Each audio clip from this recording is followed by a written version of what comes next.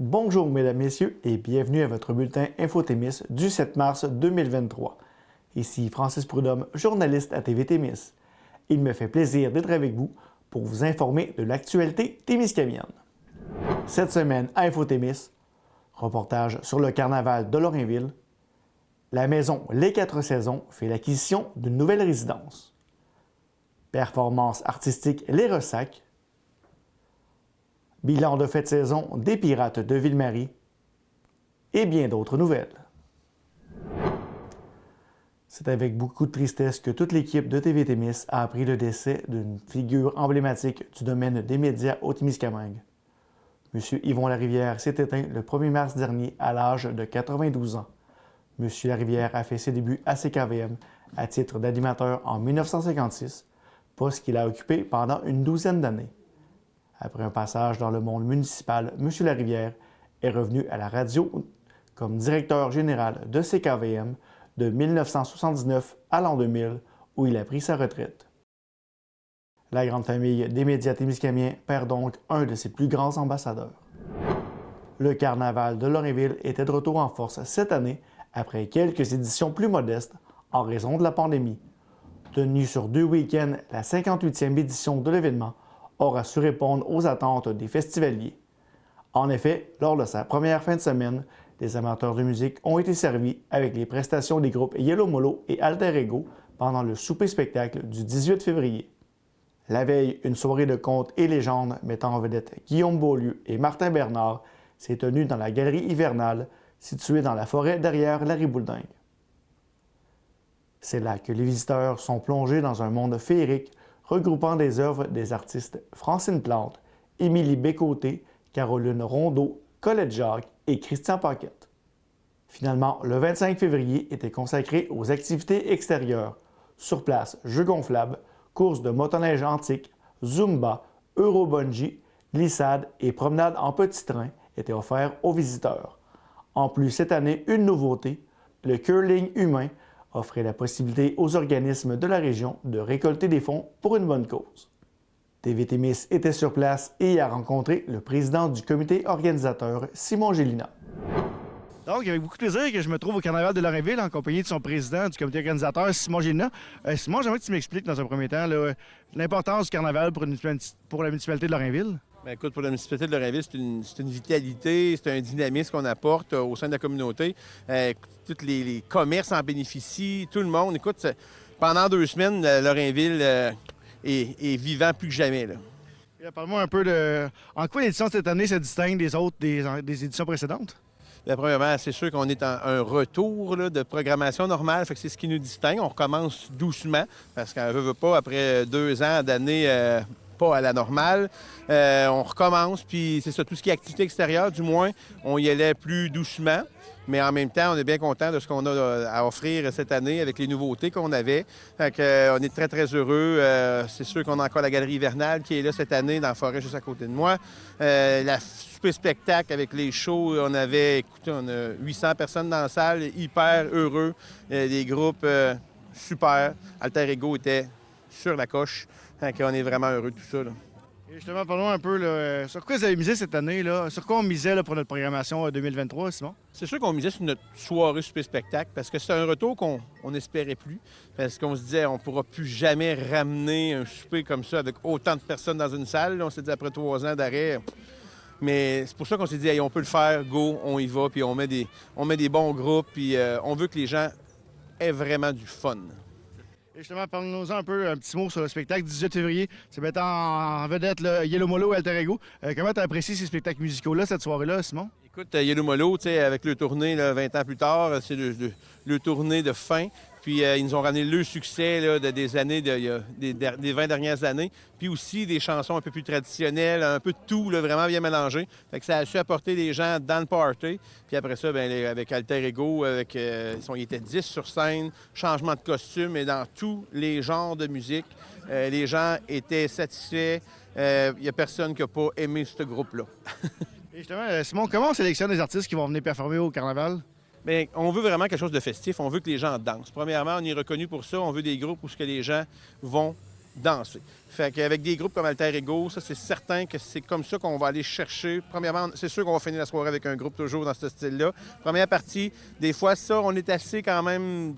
On peut varier dans les styles. On peut être dans le rock and roll, un peu dans d'autres genres, un peu plus smooth, mais ça commence toujours pareil. Il faut décoller la soirée. Fait qu'on y va toujours dans ce même target de soirée-là. Et là, parle-moi justement aussi de... Aujourd'hui, le 25 février, là, on est ici sur place. Parle-nous un peu des activités qui se déroulent pendant la journée ici aujourd'hui. Bien là, on a premièrement le jeu gonflable, bureau bungee. On a les courses de motoneige qui sont en haut de la côte avec les courses de motoneige vintage, exposition de motoneige vintage. On a Mr. Puff qui est présent, la tire d'érable, là, thème sucre, avec tous les jeux gonflables qui sont le petit train qui fait le tour de l'école. Fait que les jeunes enfants adorent ça. Puis, une belle nouveauté qu'on a cette année, c'est le curling humain qui sont là en action à côté de nous. Fait que ça, c'est une belle nouveauté. On voulait utiliser notre patinoire. C'est vraiment, à chaque année, des fois, on l'utilise plus ou moins. Puis là, ben avec ça, on s'est dit, ben un curling humain pour justement redonner à des humains. Fait que les équipes inscrites gagnent automatiquement en s'inscrivant 250 $ par équipe. Et l'équipe gagnante, parmi elles, aura un 250 $ supplémentaire à remettre à la cause dont ils ont choisi. Fait qu'on a 3 équipes qui se sont inscrites cette année. On y va vraiment. Ça, c'était vraiment une tentative. Puis vraiment, on est heureux. Les participants viennent de nous dire qu'ils adoraient le jeu parce que c'est très familial. Comme vous pouvez voir, les enfants dans les tubes, avec les grands-parents, les parents. C'est vraiment le fun. Fait que ça, on est vraiment contents. Puis je pense que ça va être un retour l'année prochaine. Les gens voient c'est quoi. Fait que... On est bien fiers de ces nouvelles petites choses-là. Il y a le brunch aussi dans la salle qui se donnait aujourd'hui par la fabrique de Lorrainville. Fait un autre beau brunch. On est vraiment contents. Le froid vient de nous lâcher. L'avant-midi est un peu plus frisquet. L'après-midi, c'est le temps de venir boire une bonne petite bière au carnaval, boire une petite charrue à jambon et avoir beaucoup de plaisir. Là, justement, le curling humain, justement, là, on mixe le plaisir et pour une bonne cause. C'est vraiment une bonne idée. Là. Bien oui, c'est ça. Puis c'est pour ça qu'on de là dire le curling humain, de redonner pour des humains. Fait que ça, c'est vraiment, vraiment le fun. Puis on avait déjà nos tubes, on a de ces choses-là. Puis de ramener le jeu avec des choses hivernales qui existent. Fait que c'est sûr que ça nous prenait une belle patinoire ultra glissante. Elle est réussie, ça fonctionne super bien. Très heureux de tout ce qu'on a. Puis toute cette festivité-là sur 2 week-ends, bien, c'est nos partenaires financiers. Sans eux, qu'on ne pourrait pas aller de l'avant. Puis après, encore là, après 2 ou 3 ans d'arrêt, on se questionne aussi. C'est difficile de dire est-ce qu'ils vont être encore derrière nous? Puis en même temps, il faut leur présenter une programmation, mais on ne sait pas trop où s'en aller. Puis ils étaient là encore plus qu'il y a 2 ans. Ils ont répondu à l'appel. On est vraiment, vraiment heureux. Puis on les remercie grandement à tous ces partenaires financiers-là, sans qui le carnaval de Lorrainville ne pourrait pas avoir une édition comme celle-là. 58 ans, 59e l'année prochaine. On a annoncé le retour de nos ambassadeurs et ambassadrices. Alors, avis à tous, commerces, organismes, festivals, qui veulent avoir une visibilité pendant une bonne partie de l'année et donner une visibilité au carnaval de Lorrainville. Contactez-nous. Ça va nous faire plaisir de vous intégrer dans nos 7 ou 8 ambassadeurs et ambassadrices. Déjà 3 de confirmés. Alors, on est bien heureux de ce retour-là aussi à la normale. Simon, j'aimerais que tu me parles un peu justement de l'importance justement de faire sortir les populations du Témiscamingue dans des sorties comme ça hivernales. Tu sais, d'avoir un festival justement hivernal, extérieur. De l'importance de tout ça là, pour le Témiscamingue, d'avoir une activité comme ça. Bien, parce que tu sais, l'hiver, on n'est pas porté à sortir, hein, puis il fait froid quand même. Un matin, pas grand monde, même nous autres, le matin, ça ne tentait peut-être pas tant de sortir. Mais regardez, là, on est super bien. Puis il y a des belles activités qu'on peut faire. Puis en famille, c'est ce qu'on aime, c'est de voir les familles sortir. C'est vraiment un festival qui tout le monde est là, puis il y a quelque chose pour tout le monde. Tu sais, les courses de skidoo en haut, puis les jeux gonflables en bas, tout le monde a son compte. C'est ce qu'on veut. Puis Carnaval, pour nous autres, ça va toujours rester intergénérationnel. Puis ça va faire partie de nos décisions quand on va mettre une programmation sur place. Simon, j'aimerais que tu... Est-ce qu'on est satisfait justement de l'achalandage des 2 dernières fêtes de semaine? Est-ce qu'on est content de la réponse du public? Oui, première fin de semaine avec le souper spectacle, écoute, sold out pour le souper, avec 800 personnes en soirée. Ça, écoutez, on peut pas être plus heureux que ça. La salle était pleine. Fait qu'on n'a pas à demander plus. Aujourd'hui, on commence, les gens arrivent après dîner. C'est sûr que l'avant-midi, il faisait froid, mais là, ça arrive, puis on est bien content. Puis on le savait, c'est une première année, on a un peu moins de choses à l'intérieur de notre programmation pour l'extérieur. Fait que doucement, on revient, puis l'année prochaine, on vous promet d'autres belles nouveautés. On est déjà en train de faire des programmations. Il y a des choses qui sont en train de signer. Simon, tu demandes ma question et tu sais où je m'en vais. Là. Sans te dévoiler tes secrets, est-ce qu'on a déjà une bonne idée de la programmation de la prochaine? Est-ce qu'on travaille déjà une programmation pour 2024? Bien, oui, on a déjà beaucoup de choses pour notre 59e édition. Pour notre super spectacle, on a déjà des idées de groupe parce que ça, il faut y penser quand même longuement d'avance. Fait que ça, c'est déjà dans nos idées. Pour ce qui est des activités extérieures, on a 3 festivals hivernales dans le même week-end. Alors, il faut s'y prendre d'avance. On est déjà ce matin sur nos réservations de ce qu'on veut. Alors, on va avoir d'autres jeux vraiment qu'on voulait cette année, mais qu'on n'a pas pu. Ils vont être là l'année prochaine. On va vraiment s'amuser. Puis on veut essayer de justement prendre des jeux le plus régional possible. Fait que c'est pour ça qu'il faut s'y prendre d'avance pour avoir ce qu'on veut. Mais on est vraiment heureux. Mais en même temps, on a changé de week-end. Tu sais, avant, on était fin janvier. Et là, on a reculé au mois de février, justement parce qu'on veut se donner le temps, après le temps des fêtes, de revenir en force puis d'avoir le temps de travailler sur notre programmation puis qu'on soit fin et prêt pour le mois de février. Simon, gros merci et longue vie au Carnaval de Lorrainville. Merci beaucoup, Merci, Simon. Francis. Le projet Autier, situé près d'Amos, fera l'objet d'une procédure d'évaluation au Bureau d'audience publique en environnement, le BAP. Le ministère de l'Environnement et de la lutte contre les changements climatiques, de la faune et des parcs a acquiescé à la demande de l'entreprise d'assujettissement volontaire au BAP. Depuis l'acquisition du complexe minier Lithium Amérique du Nord en 2021, le projet Autier a grandement évolué, n'ayant plus la nécessité d'un concentrateur ni d'un parc à résidus, en plus d'un tonnage quotidien sous le seuil du 2000 tonnes, se traduisant par un impact considérablement diminué sur le territoire. Le BAP a pour mission d'éclairer la prise de décision gouvernementale en transmettant au ministre responsable de l'Environnement les constats et les avis qui prennent en compte les préoccupations de la population et qui s'appuient sur les principes de la loi sur le développement durable. Pour réaliser sa mission, le BAP offre les conditions propices pour que les citoyens puissent s'informer et s'exprimer.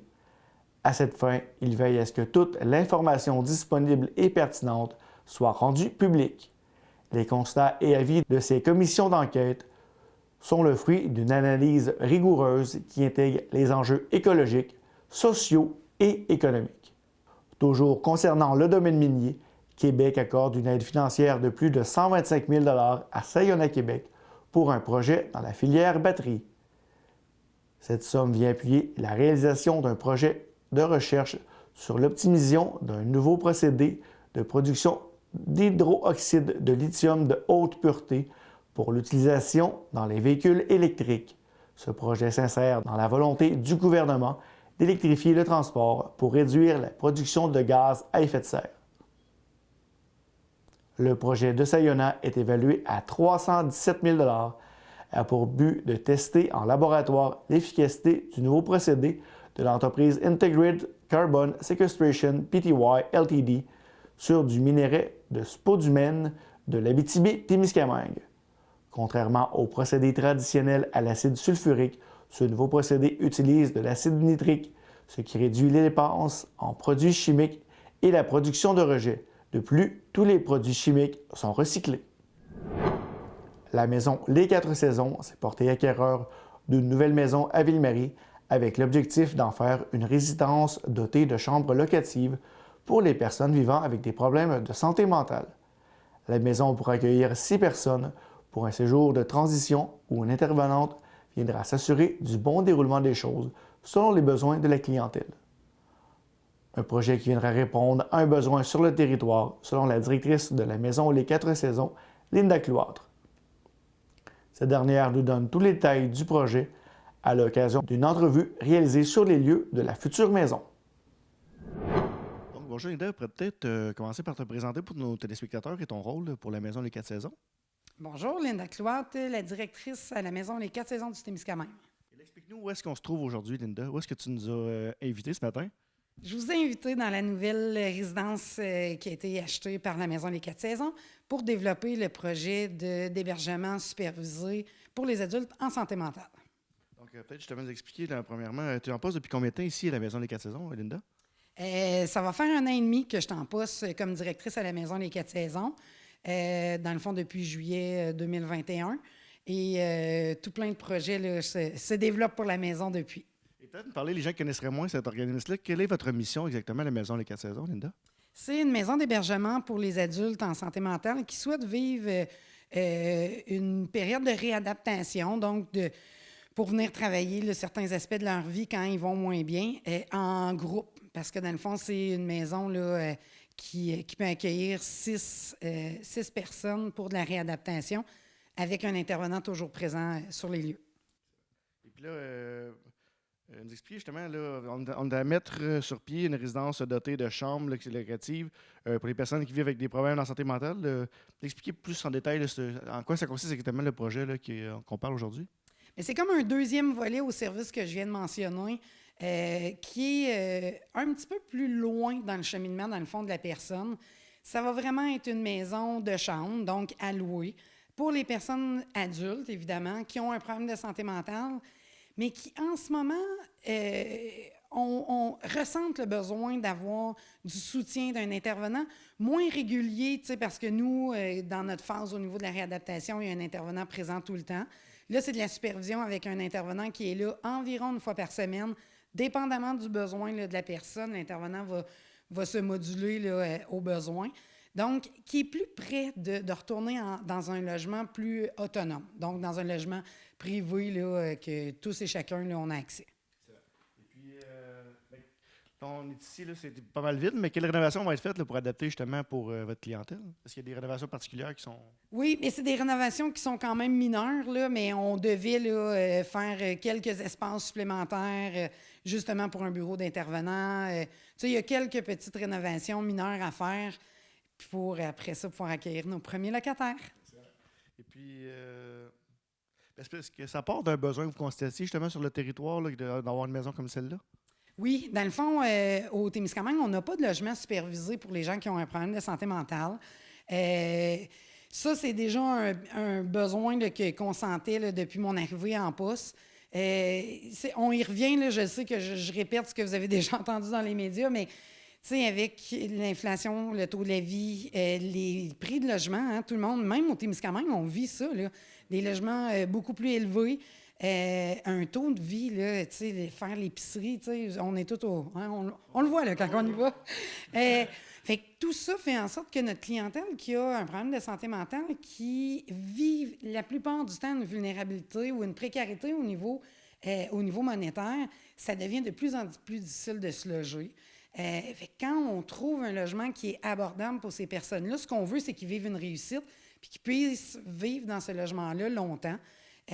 Donc là, dans le fond, on veut comme venir servir un petit peu avant ce logement-là pour venir les outiller à être des bons locataires et à eux-mêmes se sentir des bons citoyens dans leur communauté pour qu'ils vivent un succès puis qu'ils puissent avoir accès à des logements là, qui sont sains. Peut-être nous parler justement, Linda, à qui ça s'adresse les logements-là plus particulièrement? Là? Est-ce qu'il y a des critères? Comment ça fonctionne? Quelqu'un qui verrait ça et disait hey, moi, peut-être que ça m'intéresserait? Bien, c'est sûr que les principaux critères, c'est d'être un adulte qui a un problème de santé mentale et qui veut travailler un projet de vie pour retourner en logement autonome. Mais tu sais, j'ai de la misère à dire des critères. Hein? On va y aller vraiment avec la personne, son besoin est rendu où elle veut se voir dans 2 ans. Puis ça va vraiment être situation par situation là, qu'on va en discuter avec la personne. Et puis, dans le fond, là, on parle de combien de chambres ici là, qui vont être disponibles? Il y a une possibilité jusqu'à 6 personnes qui peuvent être hébergées. Mais tu sais, on parle entre 4 à 6 adultes, là, dépendamment des situations, dépendamment là, d'un paquet de petites choses qu'on doit... Oui, c'est ça, des petits facteurs. Mais adultes, santé mentale, 4 à 6 chambres. Puis, on prévoit une ouverture officielle à quel moment, Linda? Oh, mais c'est sûr que ça dépend des travaux, ça dépend d'un paquet de petites choses, là, mais on espère au début de l'été là, pouvoir vous réinviter, toutes meublées, à venir faire le tour de la maison. Un gros merci, on y sera avec plaisir. Merci, Linda. Merci. La ministre du Tourisme, Caroline Proulx, a annoncé un soutien totalisant plus de 3 millions de dollars afin de reconduire le mandat de tourisme Abitibi-Témiscamingue, qui continuera ainsi à favoriser le développement de l'offre touristique de la région. Le montant attribué vise aussi à appuyer, en collaboration avec l'Association touristique régionale, la réalisation de divers projets. Tout d'abord, une enveloppe de près de 2,5 millions de dollars est allouée à Tourisme Abitibi-Témiscamingue dans le cadre de sa nouvelle entente avec le ministère du Tourisme qui s'échelonne jusqu'en 2026. L'Association touristique régionale bénéficiera donc de moyens pour réaliser ses mandats en matière de promotion et de mise en marché, d'accueil et de signalisation touristique et de développement de structures de l'offre. Plus de 570 000 $ sont également investis dans le développement de 9 projets touristiques dans le cadre de l'entente de partenariat régional et de transformation numérique en tourisme. De cette somme, 345 075 $ sont versés par le ministère du Tourisme et 233 425 $ par Tourisme Abitibi-Témiscamingue. Pour le Témiscamingue, c'est la Société de développement du Témiscamingue qui obtient une somme de 30 000 $ en soutien pour l'organisation du RAID Témiscamingue. Le Parti libéral du Québec propose une nouvelle mesure pour aider les aînés à faire face à la hausse du coût de la vie et à demeurer plus longtemps dans leur maison. Le Parti libéral du Québec veut permettre aux municipalités qui le désirent de se doter d'un programme de report de taxes foncières sur demande pour les aînés de 65 ans et plus à faible revenu.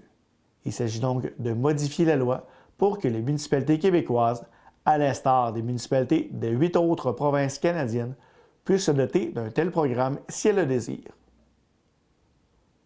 Concrètement, une personne de 65 ans et plus à faible revenu pourrait présenter une demande pour sa municipalité pour faire reporter une partie du paiement de son impôt foncier jusqu'au moment où elle aurait transfert ou vente de sa propriété.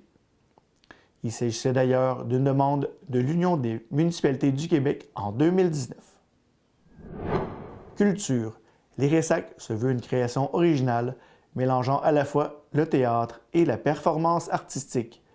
Ça a été présenté devant public le 18 février dernier à la Galerie du Rift. Ce projet regroupe plusieurs artistes témiscamiennes fort inspirantes. Dans un premier temps, nous retrouvons sur scène Solène Bernier, actrice de théâtre depuis maintenant 25 ans. Elle nous transporte dans la mémoire et le monde imaginaire de Céleste, une femme au terme de sa vie vivant avec l'aphasie et un trouble cognitif.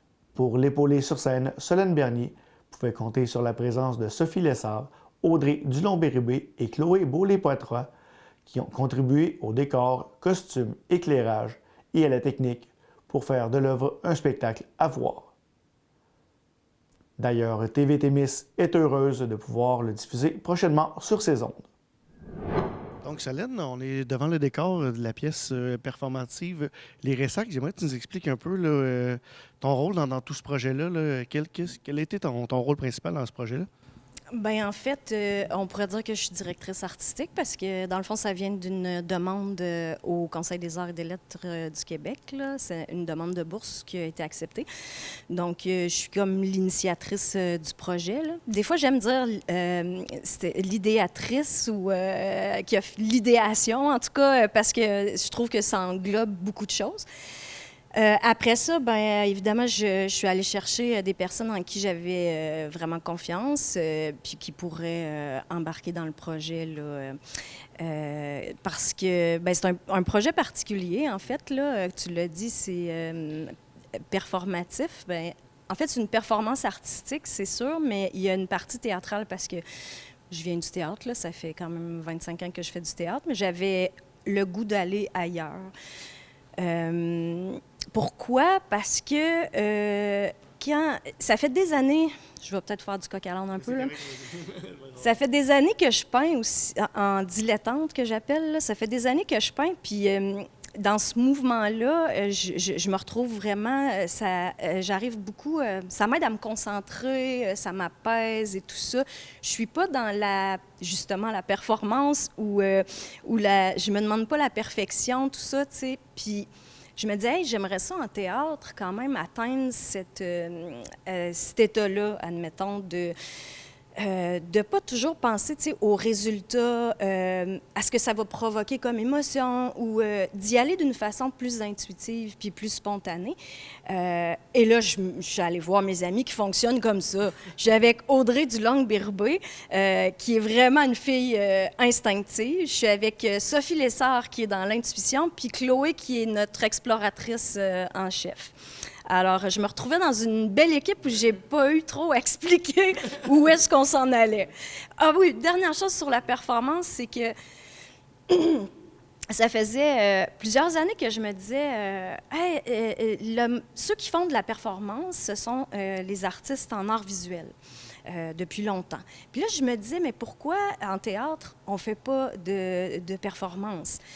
C'est sûr qu'en ville, les comédiens en théâtre, ils vont plus jouer à la télé, au cinéma, sur la scène aussi. En région, on doit créer beaucoup. On devient vraiment plus des créateurs. Puis, je me suis dit que c'était une autre belle façon, c'était une autre belle corde à son arc d'amener la performance dans l'univers du théâtre. C'est comme ça que ça a commencé. J'aimerais que tu m'expliques justement, donne-moi une petite seconde. Justement, peut-être un peu l'éblouissement, comment tu es né l'idée du projet, comment tu as eu cette idée-là, comment ça a commencé tout ça, ce projet-là? Comment tu as eu ta première idée, je peux dire? Oui, bien en fait, depuis 25 ans, j'utilise des matériaux recyclés. Je fais tout sur le thème de la résilience, sans nécessairement le savoir au début, mais à un moment donné, c'est ça la démarche artistique. Bien là, tu vois, tu te dis « Hey, je fais ça depuis 10 ans, ça doit être dans ma démarche, tu sais. » Puis, et donc, déjà, il y avait les matériaux recyclés, il y avait le thème de la résilience.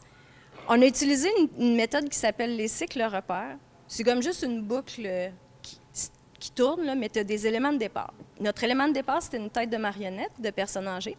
Il y avait un conte sur la résilience. Les matériaux recyclés. Et puis, on est parti de ça. Puis là, moi, je n'étais pas pour apporter tous les objets que j'ai récupérés chez nous. Ça aurait fait beaucoup trop. Donc, assez rapidement, on a focusé sur le papier. Beaucoup le papier chiffonné, le plastique. Et des explorations en ombre, des explorations avec de l'eau. Je ne savais pas pourquoi, mais ça fait longtemps que j'aime explorer avec de l'eau, des fois avec du feu, chez moi dans mon salon. Maintenant, il faut que je sorte dehors. Je n'ai plus le droit de faire ça à la maison. Mais et c'est ce que je voulais explorer avec ma gang d'amis. Alors, c'est ce qu'on a fait, puis on a été surprise de ce qui en est sorti. Puis en cours de route, moi, je suis revenue à des idées que j'avais par rapport aux gens que j'ai connus qui vivaient avec l'Alzheimer, que j'ai trouvées très créatives, très... Tu sais, ils n'ont pas le choix non plus, tu sais. Ils ont un grand sens de l'humour, un énorme sens de l'humour. Ils ont une capacité d'émerveillement incroyable à travers les moments plus difficiles. Bien, pour moi, ça, c'est une force de résilience aussi. Là. C'est quand même un gros choc, puis ce qu'ils vivent, c'est important. Il y a aussi que j'ai été témoin aussi quand même de négligence, de maltraitance. Puis juste par le fait que, comment je pourrais dire, qu'on demande, dans le fond, à ces personnes-là de toujours s'adapter à nous, alors que ça serait mieux pour elles, des fois, qu'on s'adapte à elles, tu sais. Des fois, on dit ils font des crises, mais précédant la crise, il y a eu quelque chose. T'sais. Il y a eu une personne qui juste peut-être par sa façon d'être, parce que les personnes Alzheimer ressentent énormément les émotions. Même si tu ne parles pas, ils vont ressentir ton émotion. Donc, des fois, c'est ça que je voulais un peu démystifier, là, puis dire que la bienveillance aide tout le monde, dans le fond. Dans le fond, ce que vous allez présenter devant le public, là, c'est le fruit de plusieurs mois de travail, justement. Parlez-moi un peu justement votre processus créatif, là, toute la gang de filles ensemble, là, de ce qui a mené à ça, ce que vous allez présenter au public là, en fin de semaine. Oui, bien en fait, on a comme tout assemblé. À Saint-Eugène-de-Guigue, ils sont merveilleux, ils nous prêtent souvent. Je ne devrais pas le dire. Il doit y avoir plein de demandes. Mais c'est dans les rares personnes de nos jours qui prêtent des locaux, là, tu sais, je veux dire. Puis ça, bien... C'est comme nous, on n'a pas nécessairement les moyens. C'est pas parce qu'on a une bourse qu'on a nécessairement les moyens. Donc, on a vraiment exploré, on a mis ensemble. Mon conjoint a fait une structure. À partir de là, moi, à un moment donné, j'ai fait un tissage parce que le projet s'est prolongé un peu, là, parce que nos horaires ne coïncidaient pas toujours. Là, donc, mais je suis contente parce que moi, je ne suis pas quelqu'un qui travaille en art visuel nécessairement, mais personne ne pouvait, fait que j'ai fait un tissage. Donc, j'étais contente de pouvoir le réaliser. Puis j'ai exploré d'autres matériaux. Puis c'est plus quand... puis Audrey, elle a conçu des éclairages... à travers comme le processus, on lui montrait, on lui en parlait, puis elle créait, puis on est allé chercher des matériaux récupérés comme les lumières d'auto, tout ça. Elle a fait son nuage à la maison, ses lampes. Puis c'est quand on est arrivé ici, en fait, au centre d'exposition, qu'on a pu tout mettre ensemble.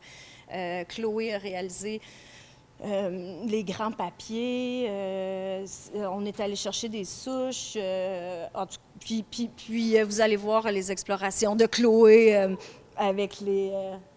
bonjour! Avec les ombres. Je pense que les ombres, c'est... Excuse-moi. Ça, c'était au Centre de femmes. À un moment donné, on partageait le local au Centre de femmes. On les remercie d'ailleurs. Puis là, dans un local fermé, on faisait des explorations avec des lumières, des lampes de poche, juste des lampes de poche, des brindilles, tout ça. Puis c'était vraiment extraordinaire.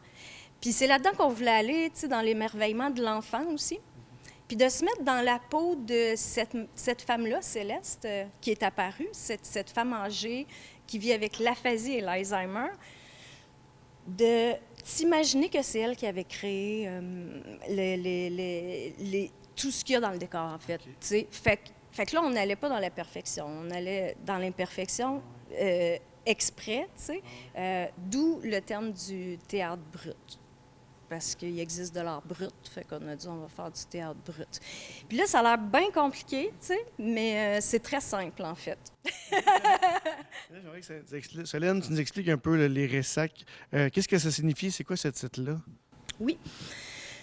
Bien, les ressacs, en fait, c'est la mer, c'est le mouvement de l'eau. Fait que déjà, il y a l'eau. L'eau, tu sais, dans la symbolique, ça peut représenter la mer aussi. Parfois, je voyais en résidence où je faisais de l'animation des mères de famille qui ont élevé 7 enfants, qui ont l'Alzheimer et qui n'ont pas de visite, jamais. Puis là-dedans aussi, il y a le mouvement, c'est le choc de l'eau sur la grève. Puis je trouvais qu'on pouvait retrouver un peu la mémoire, le mouvement de la mémoire, de l'oubli, puis ce qui est rejeté par la mer, des beautés de la nature comme les déchets aujourd'hui qu'on peut retrouver. Donc c'est pour ça que ça a donné les ressacs. Puis aussi, c'est ça, le texte est vraiment venu. Vous allez voir, il y a une trame sonore importante et ce qui se passe sur scène est dans l'univers de Céleste. Et ce qui se passe sur la trame sonore est plutôt en résidence, admettons, mais avec une préposée bienveillante. J'en dis pas plus. Et là, parle-nous justement, est-ce que tu peux justement, sans nous raconter les punchs, nous résumer un petit peu l'histoire? Qu'est-ce qu'on va voir tantôt là, sur scène? Oui, bien en fait, on va voir un petit peu ce que je t'ai dit, on va voir le choc un peu là, de la personne âgée en résidence. On entend qu'elle est aphasique, donc elle perd ses mots et ça donne beaucoup de poésie dans la vie aussi. Fait que c'est pas une façon, c'est pas en se moquant, mais moi, quand je travaillais avec les personnes Alzheimer, je riais vraiment beaucoup avec elles. Elles se trouvaient drôles aussi. Les personnes Alzheimer, ils n'ont pas nécessairement l'aphasie. Là. Et l'aphasie, ça peut parfois là, se travailler là, en orthophonie là, ou des choses comme ça. Fait que c'est ça qu'on va entendre, mais comment je pourrais dire? Bon, il y a une histoire, il y a l'histoire de Céleste qui perd ses repères, qui a des peurs et qui se souvient de certaines choses. Je ne veux pas tout révéler parce que ça dure 25 minutes, puis là, tu sais, puis en même temps, on veut laisser les gens penser par eux-mêmes, tu sais, découvrir des choses. C'est subtil, l'histoire, mais Je me suis quand même inspirée de quelque chose que je connaissais, que j'ai vécu. En fait, c'est, par exemple, une personne a eu, admettons, un traumatisme dans sa vie. Là, elle a 90 ans, elle est Alzheimer. Personne ne connaît ce traumatisme-là. Mais là, son traumatisme, il revient. Et, par exemple, elle dit, à chaque fois qu'elle voit un verre de lait, elle fait une crise, admettons. OK? Mais pourquoi? Bien, à ce moment-là, il faut aller chercher du côté de sa famille ou du côté où ça a laissé des traces, parce que sinon, ben, c'est parce qu'on ne sait pas quoi faire avec ça. Mais si on le sait, là, on va pouvoir dire, ah, c'est parce que vous aviez perdu votre ferme cette année-là, puis là, il n'y avait plus de lait, puis vous avez été super pauvre, puis là, la personne peut se calmer. Un exemple. Ben, c'est l'histoire un petit peu à laquelle vous allez assister. Puis là, ben, j'aimerais que tu nous expliques, les spectateurs, là, à quoi on peut s'attendre comme émotion. Est-ce qu'on va rire? Est-ce qu'on va réfléchir? Est-ce qu'on va être ému? Ou un mélange de tout ça, Solène? Ben, moi, je vous laisse libre. Choisissez votre émotion. Choisissez votre émotion, soit avant, pendant, après, c'est correct. Mais je pense qu'il y a des clins d'œil qui vont faire sourire. Il y a beaucoup de personnes qui sont touchées par... par les difficultés de leurs proches, de ceux qui connaissent, que ce soit... ben, on a eu aussi la participation, justement, d'adultes en situation de handicap. Donc, la vulnérabilité et la résilience, on s'y retrouve tout le monde. Fait que je pense qu'il y a des petits clins d'œil qui vont faire sourire. Je pense qu'il y a des petites choses, des fois, qui peuvent nous faire verser une petite larme. Ça, c'est certain, dépendamment de notre vécu aussi. Rire aux éclats, j'aurais aimé, c'était pas nécessairement le but. Et si ça arrive, tant mieux. Je veux dire, il y a quelque chose qui est cocasse puis qui s'est rendu sans qu'on le veuille nécessairement. Mais je pense que, somme toute, il y a des chocs. Il y a un choc ou deux. Tu sais, ça bouge un peu, là, les performances. Là, ça brasse un peu, là, les cellules. Mais il y a beaucoup d'apaisement et de poésie. Voilà. Célène, on aborde aussi des thèmes, là, justement, des thèmes comme l'aphasie, des troubles neurocognitifs. C'est important pour toi d'aborder des sujets comme ceux-là dans une pièce? Bien, en fait, comme je disais, ça a toujours été la résilience, mon thème de prédilection. Ben moi, dans la vie, j'ai vécu bien des difficultés, surmonté bien des difficultés. J'ai toujours vécu avec de l'anxiété de performance que j'ai beaucoup calmé puis soigné tout ça. Ben, c'est un peu pour ça aussi que je parlais tantôt, tu sais, du processus qui m'intéresse. Moi, il faut que j'aie une équipe, bienveillante.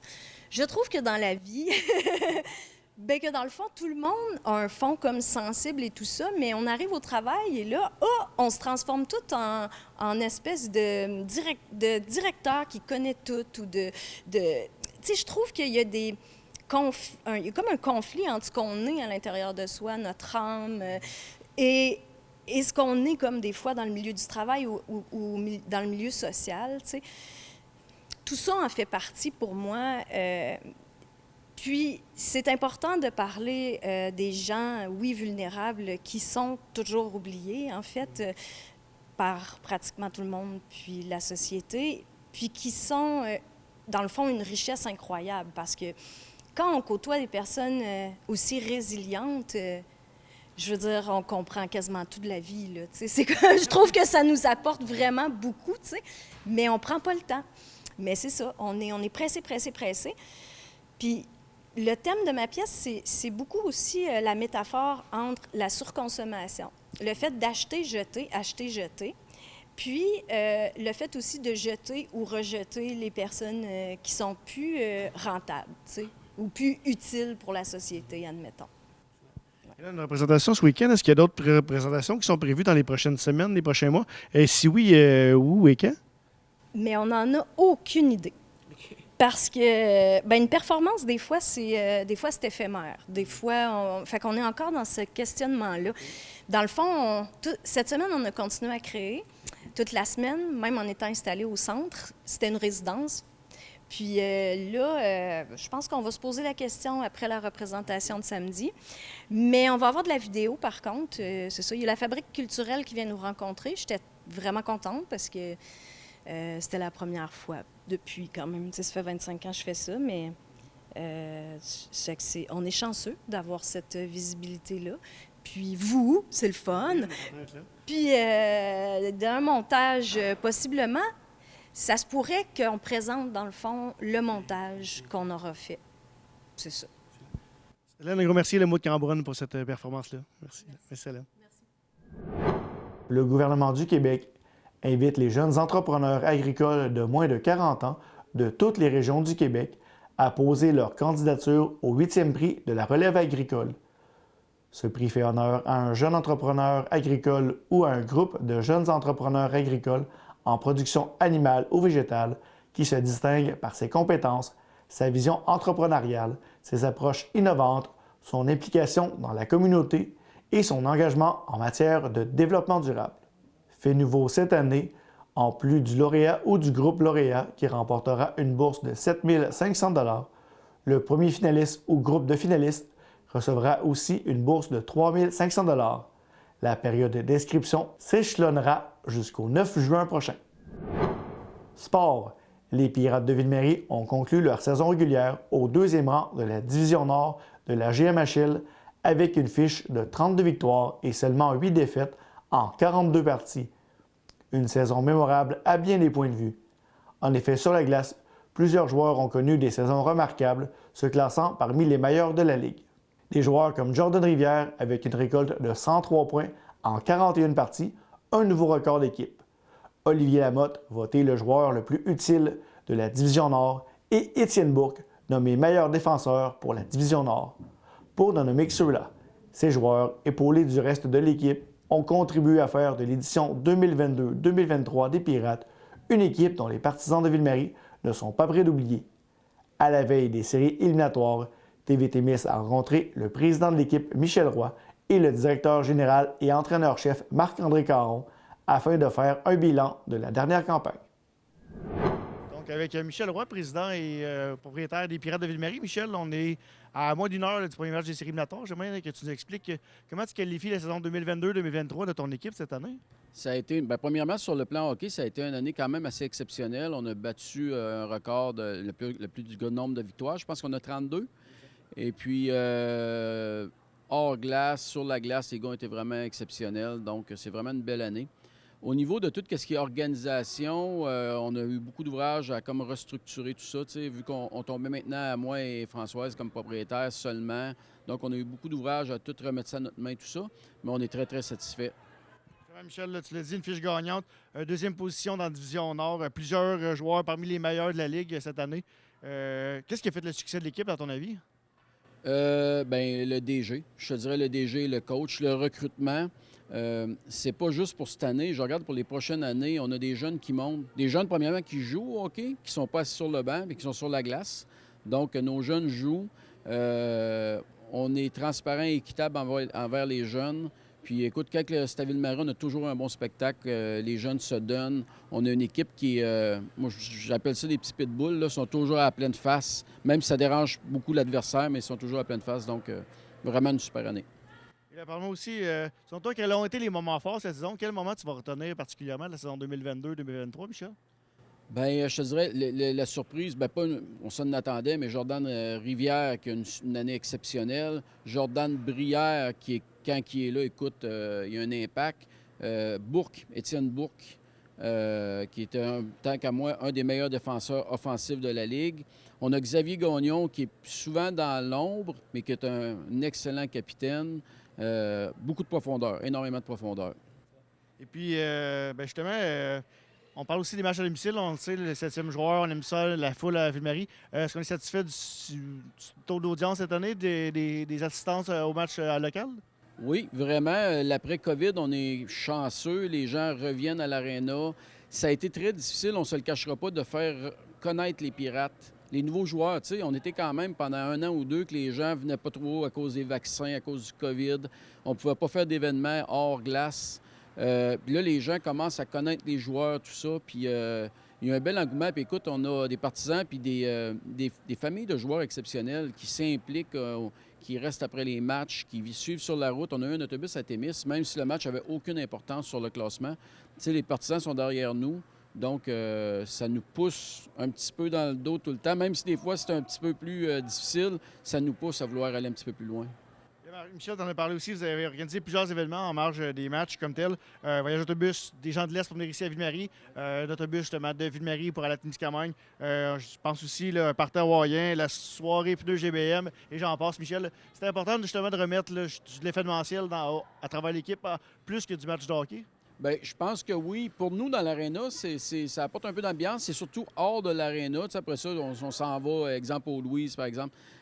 Ça motive les gens, tout ça. C'est que, ouais, je trouve ça vraiment, vraiment important. Regarde, c'est pour plusieurs personnes, c'est leur sortie de venir voir les Pirates. Donc, après ça, pour certains, ils aiment bien ça continuer. Donc, c'est intéressant d'avoir de l'événementiel. Justement, ça a bien réagi, justement. Là, on est content de la réponse des partisans à ces événements-là, que les gens ont embarqué justement dans vos événements que vous avez créés. Oui, écoute, on n'a rien à dire. Les gens embarquent, tout ça. Puis là, il semble avoir un engouement pour les séries, c'est qu'on est très, très contents, là. Michel, autre moment important cette saison et dans l'histoire des Pirates, on a retiré le chandail Nicolas Belrose. C'est important justement de souligner l'apport des anciens aux Pirates. Oui, on commence à avoir une historique après 5-6 ans. On commence à voir les joueurs qui ont été marquants dans notre histoire, même si c'est une jeune histoire. Donc, un gars comme Belrose, écoute, c'est un incontournable. On n'avait pas le choix de le souligner. Puis on va en faire d'autres. Avec les années à venir, là, il va y en avoir probablement d'autres que leurs chandails vont être retirés. Avec raison. Michel, en terminant, on est à l'approche des séries éliminatoires. Quelles sont tes attentes pour les éliminatoires de cette saison, Michel? Si je fais mes prévisions, je pense que la première série devrait être assez facile.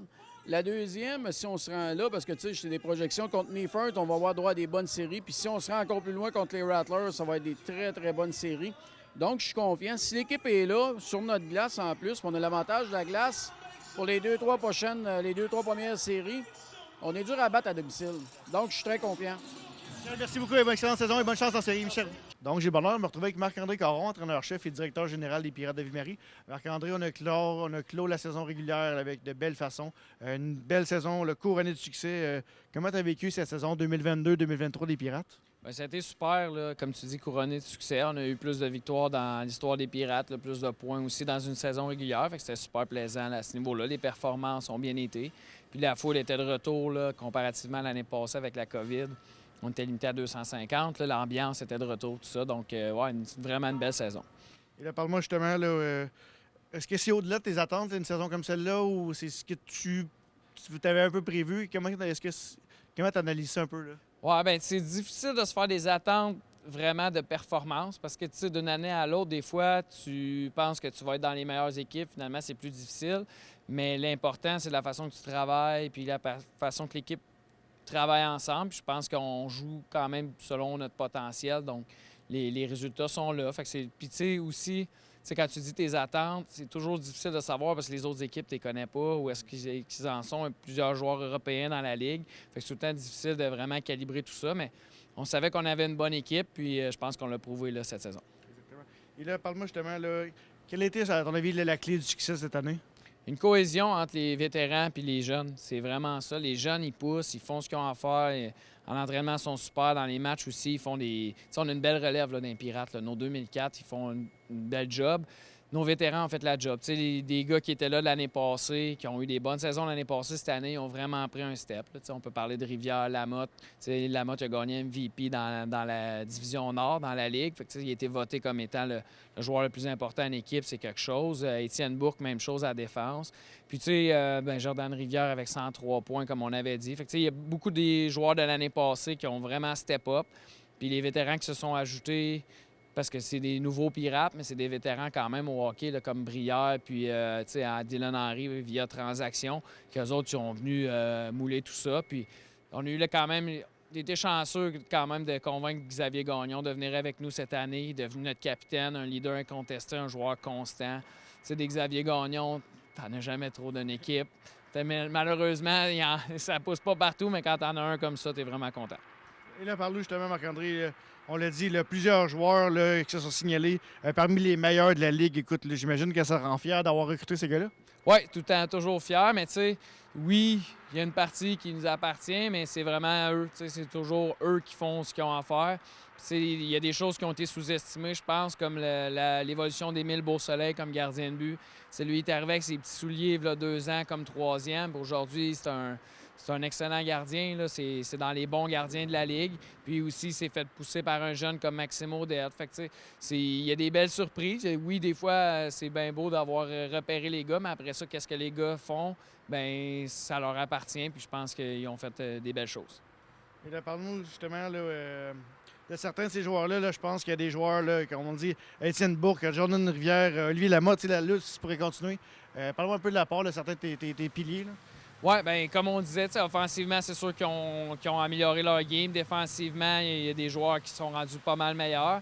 Mais il ne faut pas oublier tous les autres, les Swallows qui jouent des gros matchs, que ce soit à la défense ou à l'attaque. Dernièrement, on l'utilise un peu à l'attaque, mais c'est des cordes qu'il a dans son arc, comme on dit. Puis il y a plein d'autres joueurs, là, Olivier Boucher, je me rappelle encore au camp d'entraînement l'année passée, là, et ouf, ça va vite, les Pirates, c'est difficile. Puis aujourd'hui, c'est comme un joueur vétéran, puis il a compté un super beau but ce soir, mais c'est tous des joueurs que c'est ça qui est le fun. C'est que tout le monde a évolué, tout le monde est ensemble là-dedans, les gars sont liés, puis je pense que tout le monde est prêt là, pour aller loin.